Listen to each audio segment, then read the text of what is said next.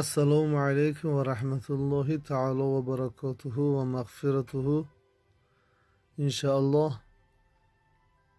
мо як чанд рӯзе ҳамсӯҳбат набудем ҳамроҳи шумо ва мо ҳам дар шаҳри Санкт-Петербург ба корҳое ки ғайр аз шаҳр анҷом меёбад, яъне мо бародароро границаи Қазоқистон ё ин ки Украина бурда меёрем. Барои ҳамин мо дар сафар будем. Иншааллоҳ ина бозгаштем якҷоя бо ҳамроҳии шумо дар бораи даҳаи охири Рамазон ҳамсӯҳбат мешавем. Каме ҳам набошад. Иншааллоҳ мо аз забони ҳазрати Умар ё модармон ҳазрати Оиша чӣ хеле ки таъкид карданд, мо ба шумо мерасонем иншааллоҳ. Бисмиллоҳи раҳмони раҳим. эътикоф, нишастан дар масҷид. моҳи шарифи Рамазон мавсими некиҳо ва анҷом додани корҳои хайр аст, зеро неъматҳои Худованд дар ин моҳ бисёр барои бандагон афзоиш меёбад. ибни Умар разияллоҳу анҳумо ривоят мекунад, ки ҳазрати Муҳаммад саллаллоҳу алайҳи васаллам дар охири Рамазон эътикоф менишастанд. эътикоф ин гӯшанишинӣ дар масҷидро мегӯянд. Оишаи Сидиқа разияллоҳу анҳу дар даҳаи охири Рамазон эътикоф нишастани ҳазрати Муҳаммад саллаллоҳу алайҳи васалламро таъкид намудааст. ҳамин тавр дар масҷиди панҷвақта ё ҷумъахонӣ эътикоф нишастани даҳаи охири моҳи шарифи Рамазон суннат шудагӣ аст барои ҳар яки мою шумо. камтарин муддати эътикоф аз назари имоми аъзам як рӯз аст. як рӯз. дар эътикоф нишастан се чиз мустаҳаб мебошад. якум, шахсе дар эътикоф буда мӯътакиф ғайри некӣ сухан нагӯяд, яъне доимо сухани хайр ба забон дорад. дуюм ин ки дар бораи эътикофи худ беҳтарин масҷидро интихоб намояд, ки он Масҷидулҳаром, хонаи Каъба. ин барои афродест, ки дар Маккаи Мукаррама зиндагӣ мекунанд. Сипат Масҷиди Набавӣ аст барои касоне ки дар Мадинаи Мунаввара зиндагӣ доранд. баъд аз он Масҷидулақсо барои афроди муқими Байтулмуқаддас. сипас масҷиди ҷомеаи ҳар шаҳр аст ва ё панҷвақта. Иншааллоҳ панҷвақтам дуруст мешавад барои эътикоф нишастан. сеюм ин ки дар вақти эътикоф нишастан ба тиловати Қуръони Карим, зикрҳо, саловот, дуруд гуфтан ба ҳазрати Муҳаммад саллаллоҳу алайҳи васаллам ва мутолиаи кутуби динӣ машғул шавад. ба эътикоф нишаста беузр аз масҷид берун шидан ҷоиз нест. ҳамчунин бар вай ҳамхобагию буса намудан ҳангоми дар эътикоф будан ҷоиз нест. ин корҳо эътикофро фосид месозанд. занҳо метавонанд дар хонаи намозхонаашон эътикоф нишинанд. агар онҳо дар ин ҳол ҳайзу нифос бинанд, эътикофашон фосид мешавад, вайрон мешавад. барои эътикоф нишастан ният мекунад. ният кардам гӯшанишинӣ кунам, модоме ки дар ҳамин масҷид ҳастам. мӯътакиф метавонад барои таҳорату ғусл аз масҷид берун барояд. агар ӯ аз масҷиди панҷвақта бошаду барои хондани намози ҷумъа ба масҷиди ҷумъахонӣ равад, ҷоиз аст. лекин баъд аз адои ҷумъа зиёд наистода зуд ба масҷидаш баргардад. барои мӯътакиф макрӯҳ аст ки бо мақсади тиҷорат муомилаи доду гирифт анҷом додан, хоҳ он чизи савдошуда ҳозир бошад, хоҳ не. агар аз як маҳалла ё деҳа як нафар эътикоф нишинад, аз гардани дигар сокинони деҳа эътикоф соқит мешавад. дар сурате ки мӯътакиф муддати як соат беузр аз масҷид берун набарояд, эътикофаш фосид мешавад. ба ӯ дар масҷид хоб кардан равост. ҳамчунин эътикофро танҳо рӯзона ҳам ният кардан мумкин аст. масалан, мӯътакиф метавонад тӯли рӯз дар масҷид гӯшанишинӣ кунаду шаб дар хонааш хоб равад. озодиро дар эътикоф меҷӯянд. моҳи мубораки рамазонро ба қисматҳои сегона ҷудо намудани ҳазрати муҳаммад саллаллоҳу алайҳи васаллам беҳикмат нест. мусулмонони олам зинаҳои раҳмат, мағфират ва озодӣ аз оташи дӯзахро бесаброна тай кардан мехоҳанд.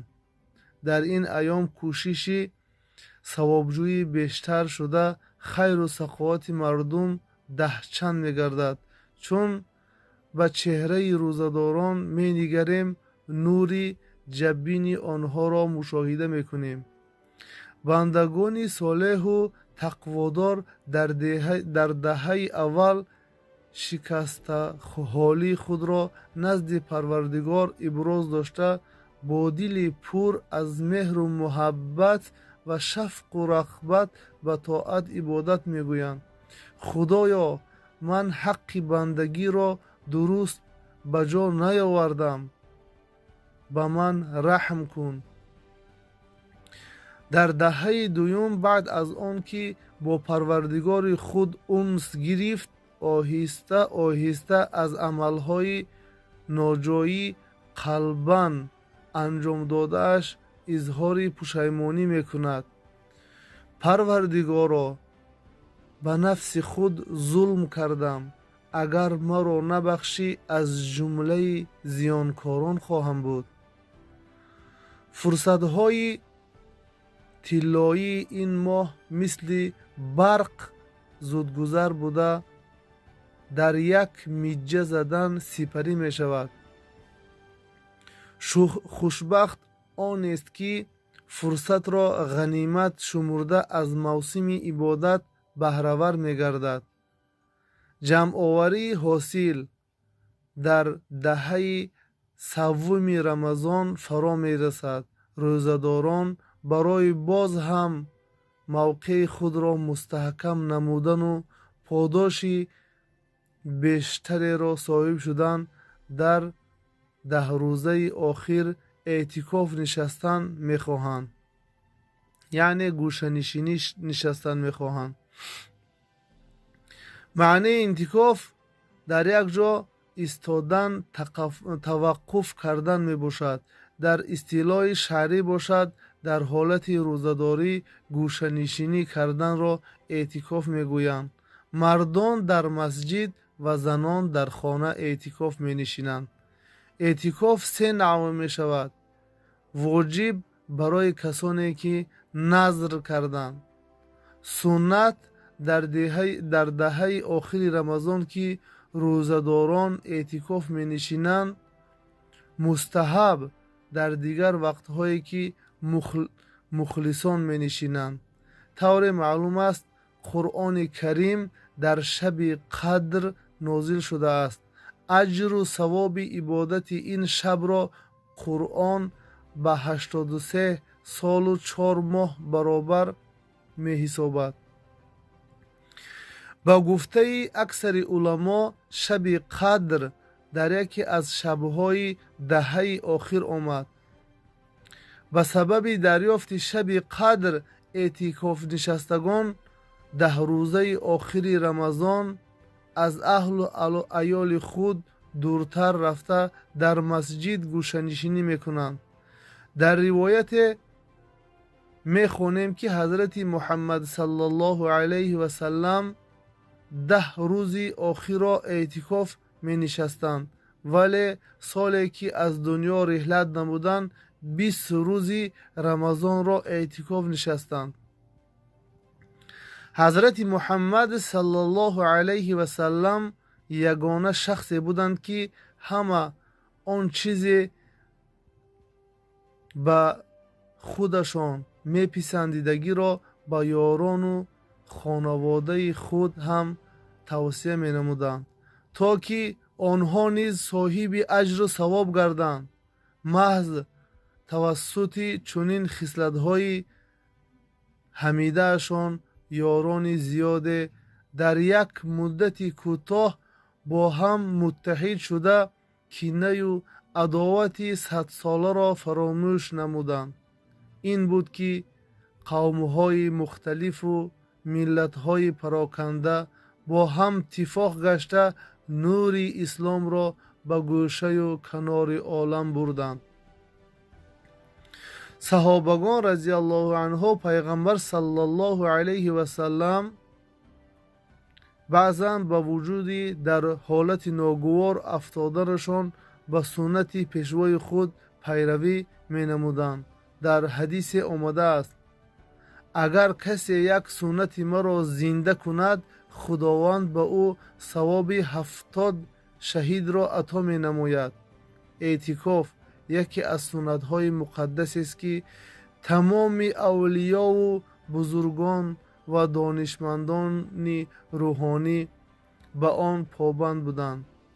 روشنفکران و معاصر هم با نشستن آن ضد نبوده، بلکه آن را یک توصیه تربیوی روحی و معنوی و استراحت هم می نمودند. در حقیقت آن برای شخص مسلمان که در طول سال یک دوتاز زندگی خسته بوده بهترین موسم عبادت و استراحت به حساب می رود، زیرا هنگام اعتکاف نشستن غم دنیا را یک سو گذاشته به فکر آخرت مشغول می شوند. در گوشه مسجد تنها نشستن را به تاریکی و ظلمت لحد برابر کرده با نور قرآن قبرهای تاریک را منور کردن می خواهند. ساعتهای اعتکاف فرصتی زدودن زنگهای دل، پشیمانی از وقتهای خالی و بیهوده رفته می باشد. شبانگاه اگر گذرد به مسجد افتاد که در آن معتکفان وجود دارند، خواهی دید که یعنی در قیام و دویمی در رکوع دیگر سر به سجده نهاده راز میگویند و از گوشه دیگر آواز تلاوت قرآن به گوش میرسد. این از حال دوستانی با صفایی که از سوز فراق بلبلوار می نالند و کار ایشان روزانه تربیه نفس است و نصیحت برای همنشینان خویش. بعد از ختم این مکتب 10 روزه رفتار، کردار و اعمال اعتکاف نشستگان تغییر یافته فرشته سام می‌گردند. در روایت آمده است: هر کسی 1 ساعت در مسجد اعتکاف نشیند خداوند او را از دوزخ 3 خندق دور می سازد. دوری هر یک خندق برابر آسمان و زمین است. سبحان الله. پس آزادی از آتش دوزخ را در اعتکاف نشستن بجویید. اعتکاف نشستن در مسجد سنت است. از مطالعه کتاب‌های آیید زندگی رسول اکرم صلی الله علیه و سلم عیان است که ایشان در 10 روزه آخر رمضان زیادتر طاعت و عبادت میکردند، چنان که مادرمان عایشه صدیقه رضی الله عنها نقل میکند. وقتی دهه آخر رمضان فرا میرسد، رسول الله صلی الله علیه و سلم شبها را زنده داشته خانواده‌اش را بیدار میکرد و برای عبادت بسیار کوشش و جدیت مینمود. یکی از سنت‌های حضرت محمد صلی الله علیه و سلم این است که ایشان در دهه آخر رمضان اعتکاف می نشستند، یعنی گوشه‌نشینی میکردند. در این بابت در صحیح بخاری رضی الله عنه آمده است پیغمبر گرامی قدر صلی الله علیه و سلم در دهه آخر اعتکاف می نشستند تا اینکه وفات یافت. همسرانش پس از وی نیز اعتکاف نشستند. در کتب دینی آمده است که کمترین مهلت اعتکاف سنت 1 شبانه روز است. مثلا شخصی که نیت اعتکاف دارد و مسجد جامع رفته نان و آب و طعامش را با خود میبرد و نیت میکند نویت ان اعتکف ما دمت فی فاضل مسجدی، نیت کردم گوشه نشینی کنم مادامی که در این مسجد هستم. هدف از این گوشه نشینی آن است که مسلمان از همه کارهای دنیا فارغ شده در مسجد با یاد خدا مشغول شود. آنجا قرآن تلاوت می کند و نمازهای نفلی فرضی ادا می نماید. و آخر دعوانا ان الحمد لله رب العالمین. گفتنی ها درباره اعتکاف بسیار است. انشاءالله برای آدم هایی که گوش میکنند یک سخنم انشاءالله بسی میکند. چه قدری که با از دریا یک قطره را به شما رساندیم. انشاءالله در دهه آخر کدام روزی نباشد شب زنده‌داری بهترین خصلت ها است. انشاءالله چقدر که گفته گذاشتیم قرآن در همین شب قدر نازل شد. انشاءالله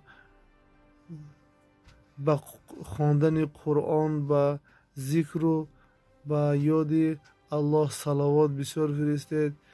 و صلی الله تعالی و سلم علی خیر خلقه محمد و آله و اصحابه اجمعین. با کانال ابونه شوید، لایک رو زیر مکنید تا